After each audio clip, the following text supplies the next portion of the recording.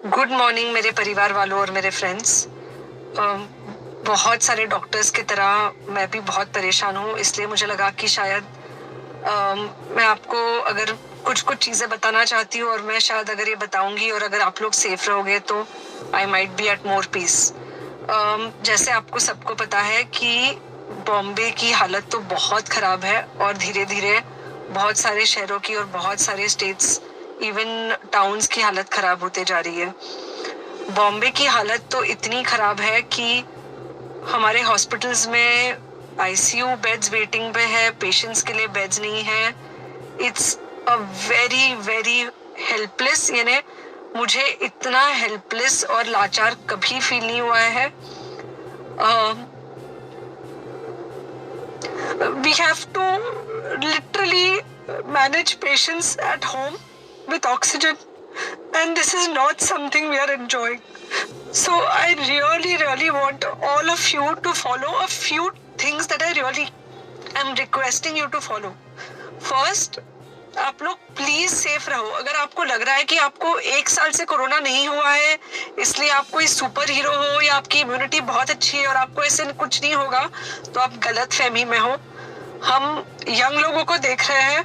I mean, we have a 35-year-old who's on the ventilator and we are not able to help people now.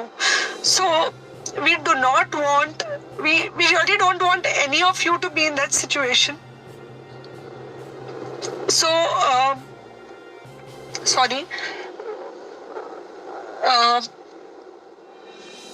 I think ये जो emotional breakdown है हम doctors में सबको कोई ना कोई समय हो रहा है, because we've not been so helpless. Okay, so most importantly, please take care of yourself. Right now COVID is everywhere around you.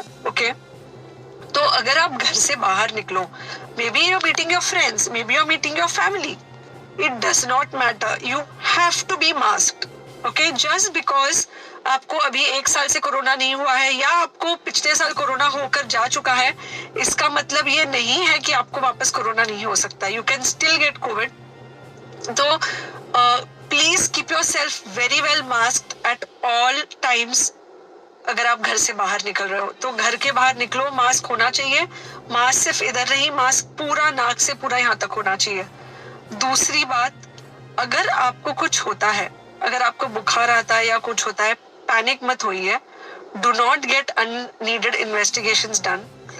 Gate in touch with me obviously immediately. And most importantly, आपके जो friends है या कोई भी है उनको बोलो panic में होकर एडमिट ना हुए हॉस्पिटल में। फिलहाल जो सिचुएशन है वो ऐसी है कि बहुत सारे हॉस्पिटल्स में स्टेबल पेशेंट्स एडमिट हो रहे हैं और बहुत सारे लोग जिनको एक्चुअली ऑक्सीजन की जरूरत है उनके लिए हमारे पास बेड नहीं है। इनफैक्ट हम लोग घर में लोगों को ऑक्सीजन देके मैनेज करने की कोशिश कर रहे हैं और ये हमने पहले कभी नहीं किया है कि हम इतने सारे लोगों के लिए बेड्स ढूंढ रहे हैं, इतने सारे लोगों को घर में मैनेज करने की कोशिश कर रहे हैं। So please leave beds for people who actually need it, who have pneumonia, who need oxygen and who will need to be under very close medical care. Third thing, if you have not taken the vaccine, अगर आपने vaccine नहीं ली है किसी भी कारण से, हो सकता है आप ट्रैवल कर रहे हो सकता है आपको वैक्सीन की हिचक हो सकता है आपने कुछ व्हाट्सएप पे फॉरवर्ड पढ़ा हो कि वैक्सीन की वजह से कुछ साइड इफेक्ट्स हो रहे हैं या कुछ हो रहा है। It's untrue. Please take your vaccine. ये हमको डेफिनेट दिख रहा है कि जो लोगों के 2 वैक्सीन के शॉट्स होकर 2 हफ्ते हो चुके हैं उनमें डेफिनेटली हमको इन्फेक्शन, सीरियस इन्फेक्शंस कम दिख रहे हैं और हॉस्पिटलाइजेशन ना के बराबर है।